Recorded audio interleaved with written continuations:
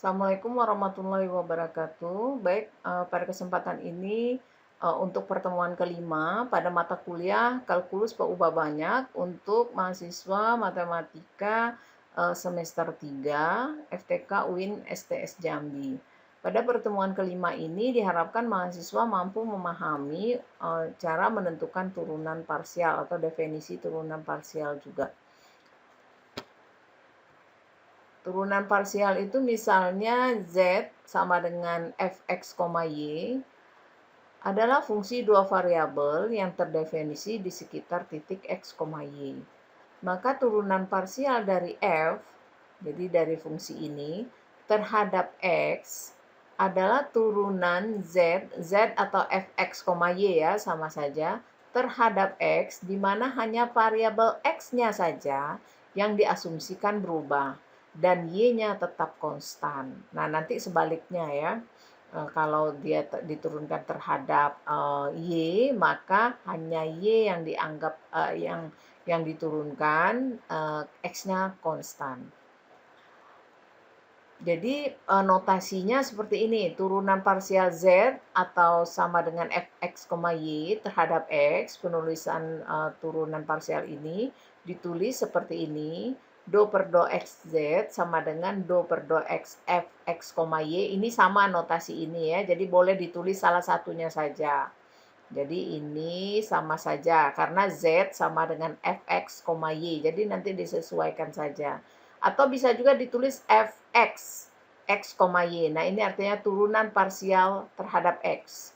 Nah, definisinya apa? Ini notasinya tadi. Definisinya sama dengan kita kan sudah belajar definisi turunan ya. Nah, definisi turunan itu kan menggunakan limit. Nah, ini kalau untuk turunan parsial terhadap x, itu kita mempunyai definisi limit h mendekati 0, f x tambah h, y dikurang f x, y per h. Nah, nanti kalau turunan parsial z atau fx, y itu terhadap y, itu penulisannya seperti ini. Do per do y, kalau tadi do per do x terhadap z sama dengan do per do y fx, y karena z sama dengan fx, y atau sama dengan fy x, y. Ini cara penulisannya. Jadi kalau kita ngelihat notasi ini berarti bacanya turunan parsial y x, y. Nah, ini notasi tadi, definisinya adalah limit K mendekati 0, F, X tetap, Y-nya yang berubah, Y tambah K. Kalau tadi kan X-nya yang berubah, Y-nya tetap. Kalau ini X-nya tetap, Y-nya berubah, dikurang Fx, Y per K. Nanti di contoh akan terlihat. Nah, do f per do x adalah turunan fungsi fx, y terhadap x dengan memperlakukan y sebagai suatu tetapan atau konstanta yang disebut turunan parsial fungsi fx, y terhadap x. Jadi kalau dia terhadap turunan parsial terhadap x, maka y-nya konstanta. Begitupun sebaliknya, kalau diturunkan terhadap x, maka jika diturunkan terhadap y, maka x-nya yang konstanta. Ini penulisan.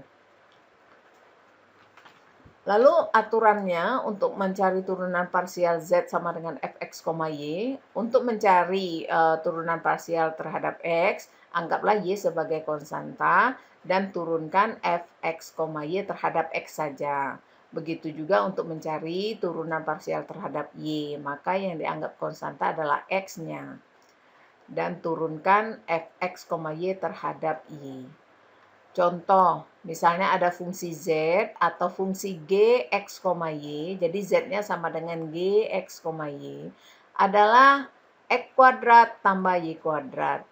Nah, jika kita turunkan secara langsung, kita bisa menghitung turunan parsialnya adalah do per do x terhadap z sama dengan 2x. Kenapa? Karena x kuadratnya yang diturunkan. Turunan x kuadrat kan 2x.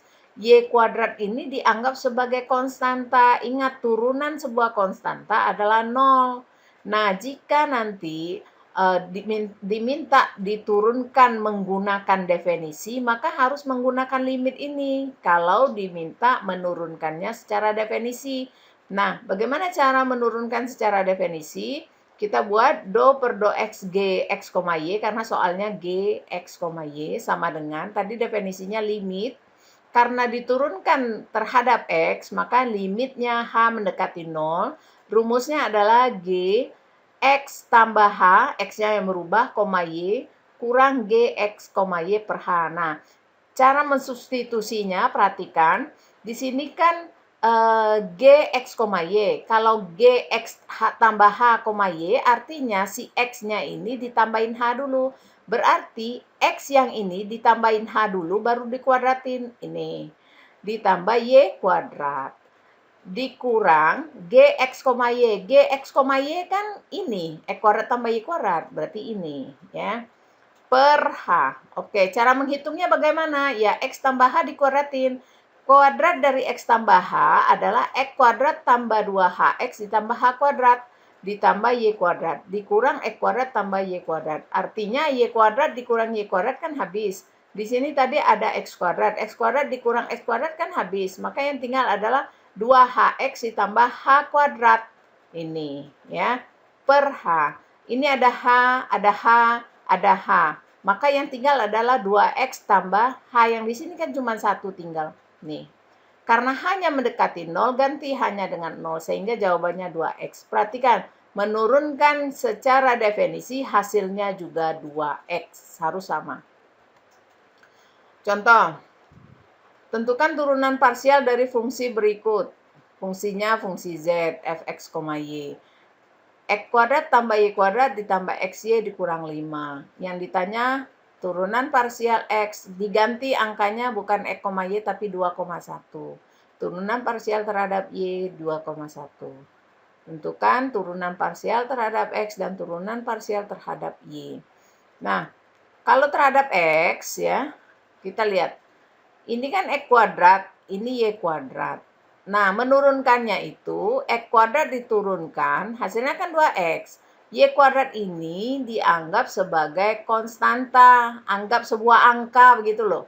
Anggap sebuah angka. Turunannya kan dia hanya ditulis. Dia dianggap sebuah konstanta, jadi hanya ditulis. XY, berarti X-nya itu 1. Berarti ini tinggal yang ditulis adalah Y. 5 kan turunannya 0. Nah, kalau terhadap Y, berarti X-nya yang konstanta. Ini X ini konstanta, X kuadrat ini. Y kuadrat turunannya 2Y, berarti 2X kuadrat Y.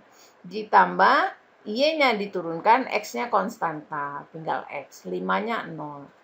Fx 2,1 berarti yang ini ya dari sini. 2,1 artinya ganti X-nya 2, Y-nya 1. 2 kali 2 kali 1 kuadrat. Ya, ini. 2, X-nya 2 ya. 2 kali 2 kali 1.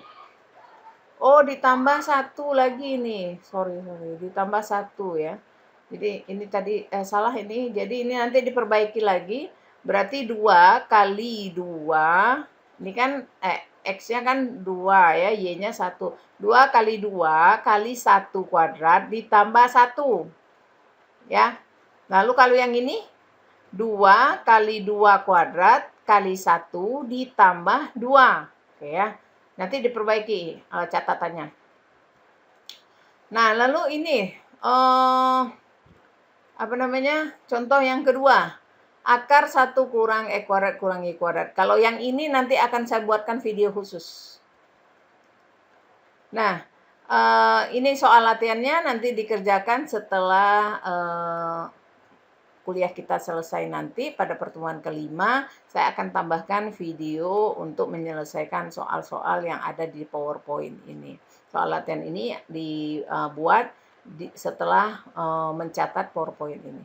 Oke, terima kasih. Assalamualaikum warahmatullahi wabarakatuh.